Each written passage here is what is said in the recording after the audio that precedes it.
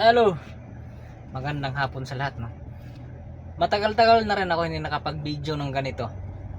Yung habang nagda-drive ako, tapos ikwento ko kung saan ako. Ito yung matagal ko nang nagawa. Nangyayari pa ito nung pandemic pa. Ayan. Sa lugar na to, mayroon din akong video na sa YouTube ko nung pandemic. Yun yung time na walang katao-tao sa lugar na to. Walang maraming sasakyan kagaya ngayon. Yung tipong iisang restaurant lang ang pinupuntahan ko dito para makabili ako ng pagkain. Yung ibang restaurant sarado. Yan. Tapos yung restaurant na pinupuntahan ko dati, ito pa yung walang dining, puro take out. So baliktarin ko yung camera ko, ipakita ko kung ano yung restaurant na yun. Ayan yung restaurant na yan. Ayan yung makikita niyo yan. Ayan yung nasa loob lang kasi ako ng kotse.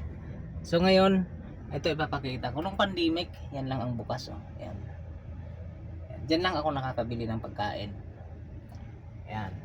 Naglalakad ako dito dati para makakuha ng pagkain dyan. Ang mga parking na to, walang sasakyan yan. Walang naglalakad, walang security guard. Wala. Yung tipong wala talaga. Parang ano lang, parang naglalakad sa sementeryo ng madaling araw o bago maggabi. Yun.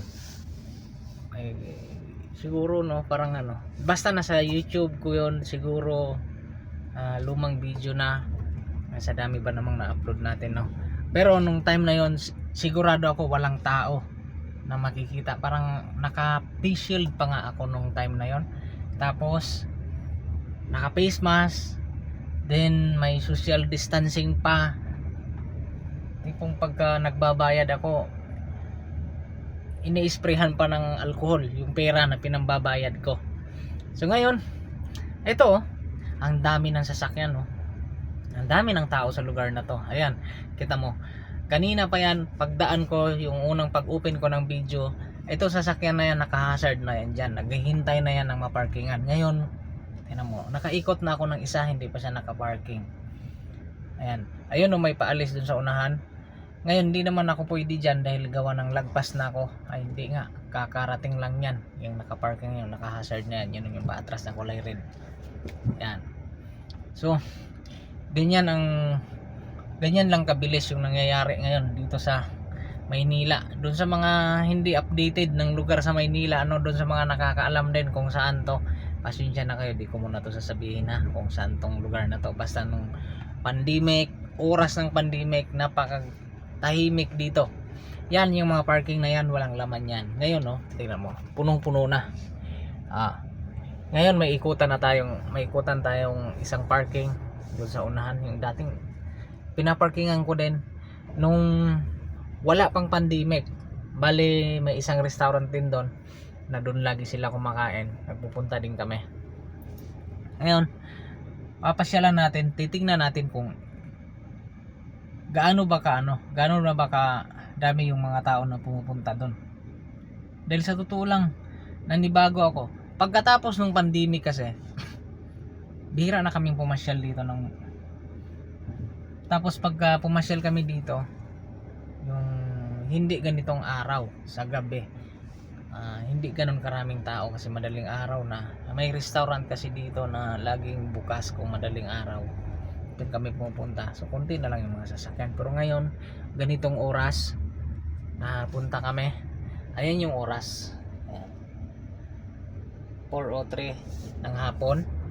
Ayan o, napakaraming tao dito. Napakaraming nakaparking na dito. Punong-puno na. Ayan. O. Ayan.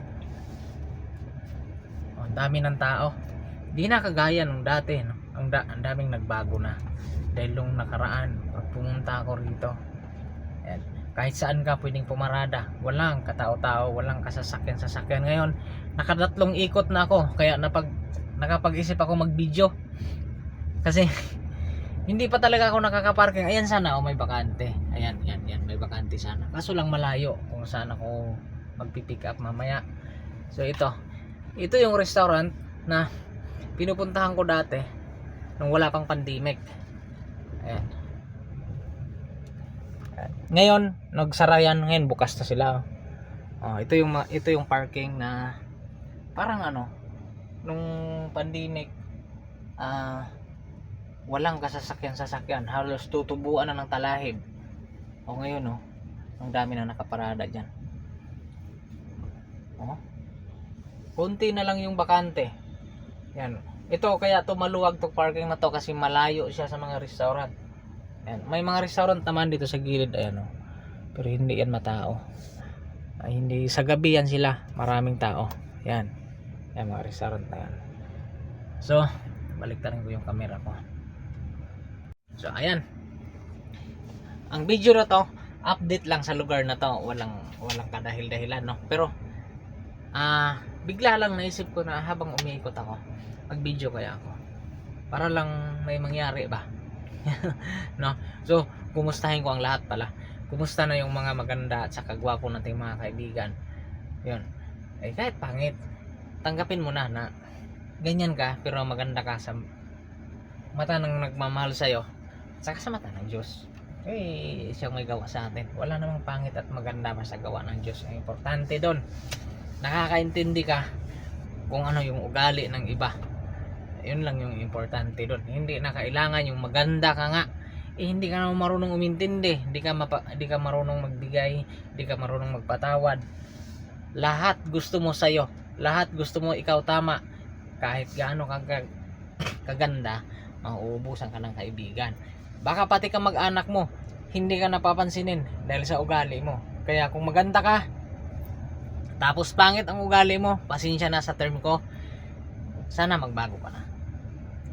Mas maganda kasi yung maganda ka na, gwapo ka na, maayos pa yung ugali mo, very good ka. Hindi ka mawawalan ng kaibigan. Walang magtatampo sa'yo. Kung may magtatampo niya, kung may magtatampo man, siguro yun na yung magkikitid ang utak. Yung tipong kahit nagpakabait ka na, masama pa rin ang tingin nila sa'yo. Yun yung mga tao na puno ng inggit sa sarili, hindi marunong tumanggap kung anong mayroon sila. Kung talo sila ng iba, nagagalit sila, diba? Ngayon kung sa tingin namang nakakalamang sila sa iba, nagyayabang na sila. Yan sana ang lagi nating tatandaan. Kung anong mayroon ka, tandaan mo, bigay ng Diyos yan, hindi bigay ng kaibigan mo. Kaya wag mo ipagmayabang. God bless.